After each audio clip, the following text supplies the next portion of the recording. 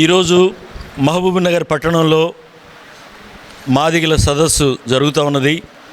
SC రిజర్వేషన్ల వర్గీకరణ ప్రస్తుత పరిణామాలు అనే అంశం మీద చర్చించుకోవడానికి ఇక్కడ సమావేశమయ్యాము టీఎన్జిఓ భవన్లో. ముఖ్యంగా మాదిగలు గత 50 ఏళ్లకు పైనుంచి ఎస్సీ రిజర్వేషన్లని జనాభా దామాషా ప్రకారం ప్రతి కులము అనుభవించేటట్టుగా వర్గీకరణ చేయండి అని చెప్పి ప్రభుత్వం ముందు ఒక ఆకాంక్షని, ఒక డిమాండ్ని పెడుతూ వచ్చింది. గత 30 ఏళ్లుగా పెద్ద ఎత్తున మాదిగలంతా కూడా ఉద్యమం చేశారు.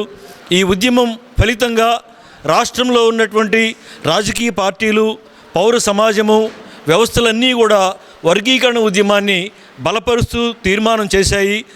వర్గీకరణకు సంఘీభావంగా ఉన్నాయి. అంతేకాకుండా ఇంకొక స్టెప్ ముందుకేసి ప్రస్తుతం తెలంగాణలో ఉన్నటువంటి కాంగ్రెస్ రేవంత్ రెడ్డి గారి ప్రభుత్వం ఆధ్వర్యంలో నిన్ననే మంత్రిమండలిలో ముసాయిదా చట్టాన్ని కూడా ఆమోదం చేసుకున్నది. ఇది చాలా సంతోషకరమైనటువంటి విషయంగా మేము భావిస్తూ ఉన్నాము. ఎస్సీ రిజర్వేషన్ల వర్గీకరణ కోసం నిన్న జరిగినటువంటి తెలంగాణ మంత్రిమండలి ఆధ్వర్యంలో ముసాయిదా చట్టాన్ని అంగీకరించినటువంటి విషయం ఏదైతే ఉందో ఆ విషయంలో మాదిగలందరూ కూడా ముఖ్యమంత్రి రేవంత్ రెడ్డి గారికి హృదయపూర్వకంగా మేము కృతజ్ఞతలు చెప్పుకుంటా ఉన్నాము. అతి త్వరలో రాబోయే శాసనసభ బడ్జెట్ సమావేశాల్లో ఎస్సీ రిజర్వేషన్ల వర్గీకరణ చట్టం జరగబోతుంది.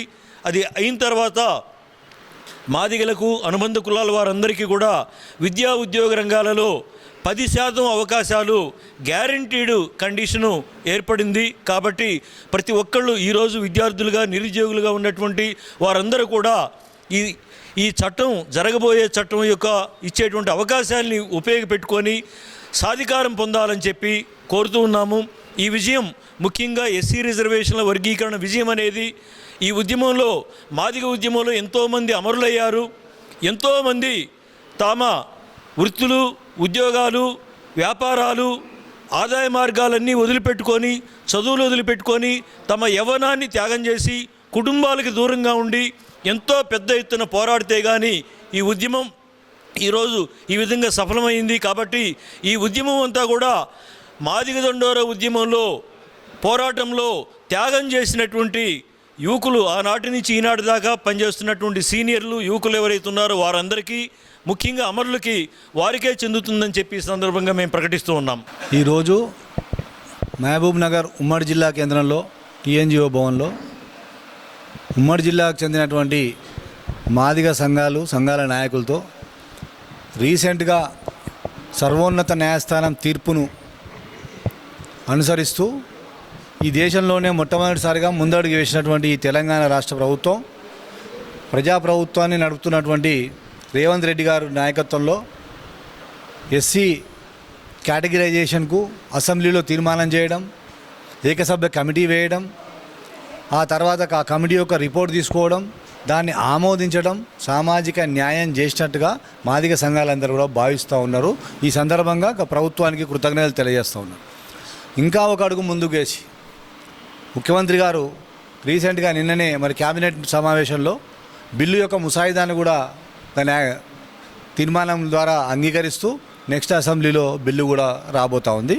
ఇది భారతదేశ చరిత్రలోనే అట్టడుగు వర్గాలుగా ఉన్నటువంటి దళిత జాతులకు అన్నింటికీ కూడా ఇదొక విజయోత్సవం లాంటిది, ఇదొక నూతన స్వాతంత్రం లాంటిది. ఈ జీవులకు అందరికీ, ఈ కులాలకు అందరికీ, ఇదొక మాదిగలకు మాత్రమే న్యాయం జరిగిందనో లేకపోతే ఇంకొకరికి అన్యాయం జరిగిందని కాదు. ఇది ఈ దేశంలోనే అట్టడుగు వర్గాలకు కులం పేరుతో హింసింపబడ్డ, కులం పేరుతో వెనకబడ్డటువంటి జాతులకు ఏ రకంగా న్యాయం చేయాలనడానికి ఆ రోజు అంబేద్కర్ గారు కన్నటువంటి కళని ఇవాళ ఈ రాష్ట్రంలో ముఖ్యమంత్రి గారు దాన్ని నిరూపించినట్టుగా, దాన్ని సార్థకత తీసుకొచ్చినట్టుగా మేమందరం కూడా భావిస్తూ ఉన్నాం. ఇకపోతే ఈ సందర్భంగా భవిష్యత్ కార్యాచరణ, ఈ సందర్భంగా ఈ అసంఖ్యాక చాలా సంవత్సరాలుగా, ఒక 30-36 సంవత్సరాల నుంచి పోరాడినటువంటి ఈ పోరాటం ఇవాళ సఫలీకృతమైంది కనుక ఇక పోరాడే అవసరం లేదు.